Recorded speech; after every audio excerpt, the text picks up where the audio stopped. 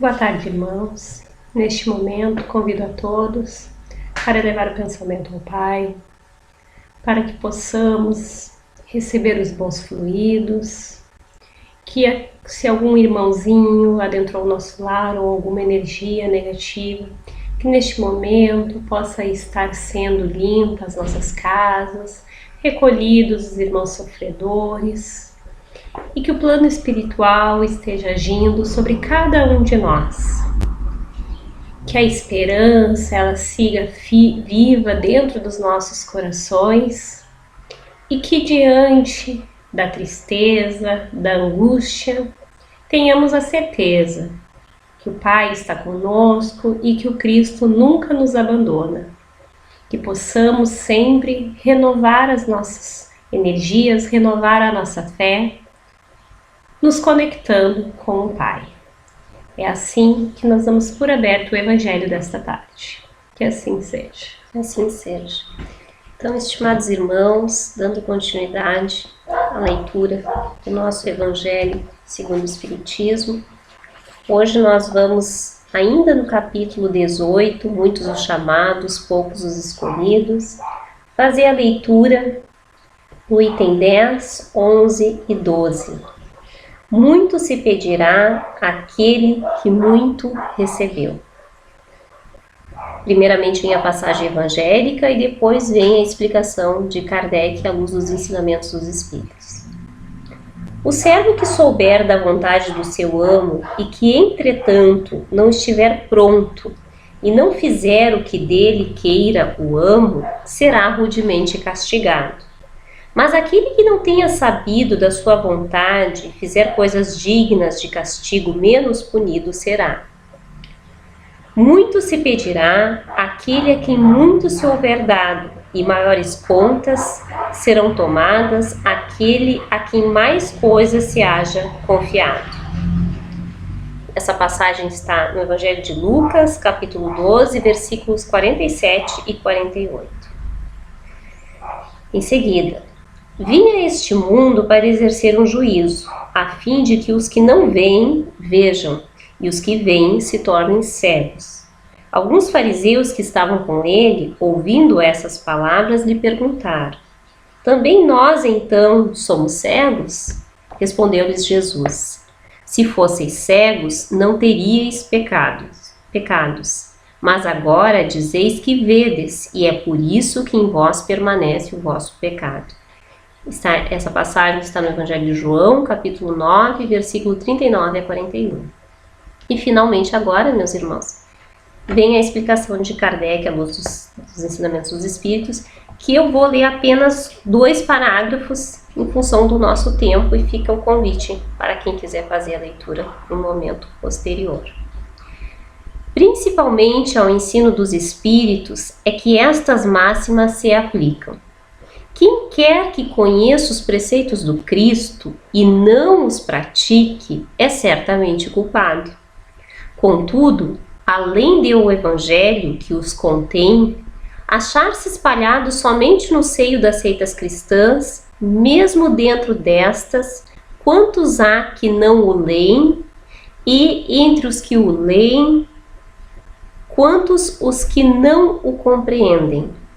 Resulta daí que as próprias palavras de Jesus são perdidas para a maioria dos homens. O ensino dos Espíritos, reproduzindo essas máximas sobre diferentes formas, desenvolvendo-as e comentando-as, para pô-las ao alcance de todos, tem isto de particular: não é circunscrito.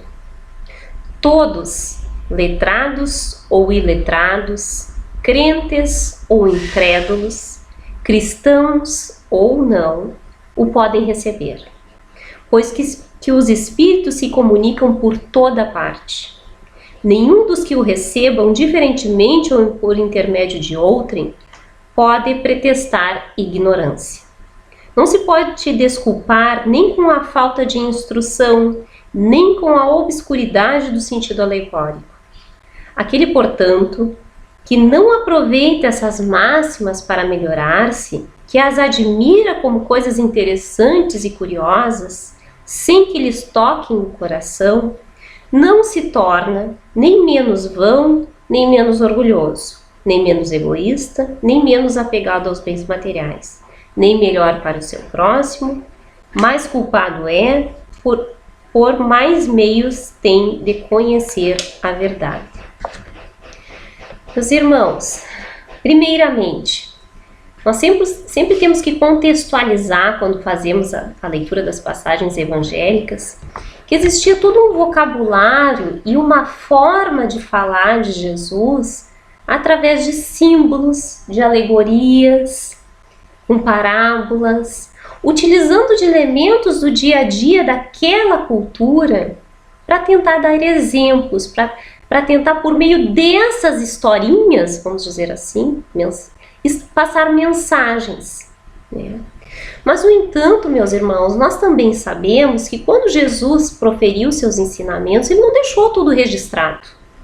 Aliás, ao que diz a história, a história na literatura espírita, através do nosso abnegado Chico Xavier, com a sua psicografia, lá nos livros de Emmanuel, com Paulo Estevão, nós vamos ter que os primeiros evangelhos, e aí bate com a mesma data que a nossa história oficial dos homens menciona, eles vão ser escritos 30, 40 anos depois que Jesus já morreu, já voltou para o plano espiritual.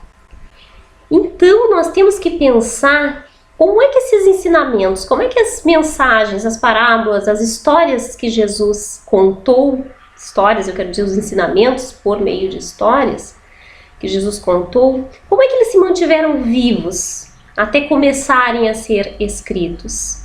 Foram pela oralidade, através dos discípulos, dos discípulos dos discípulos.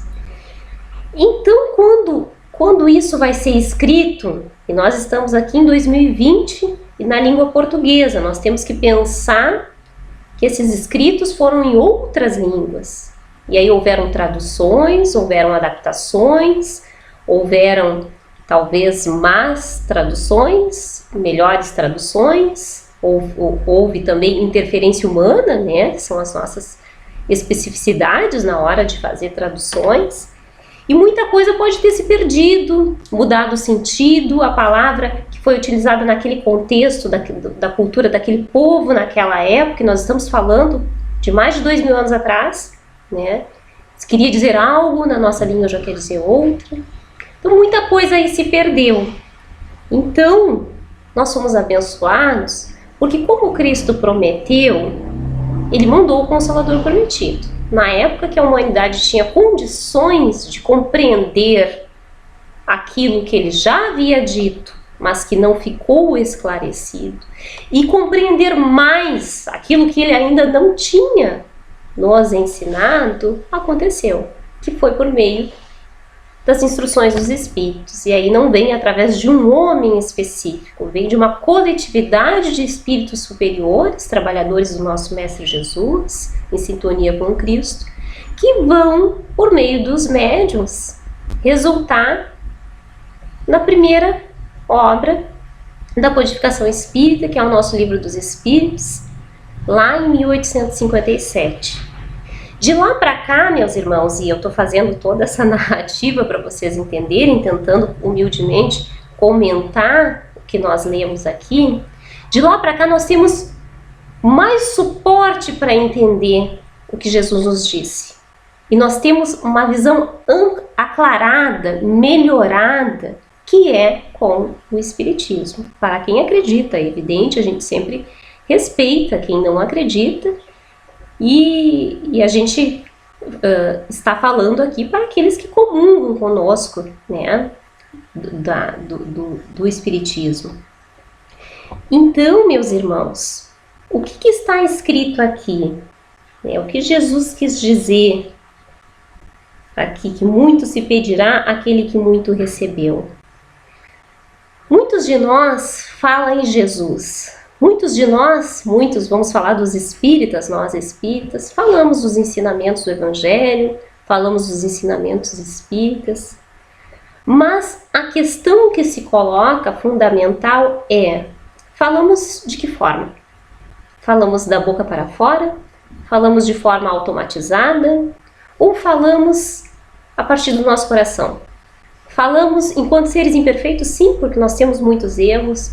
Nós somos seres imperfeitos imbuídos de uma vontade de acertar, imbuídos de uma vontade de fazer todos os dias essa reflexão a respeito das minhas dificuldades e recomeçar, como diz Emmanuel, e acertar. Então, essa é a reflexão que o texto nos propõe, né?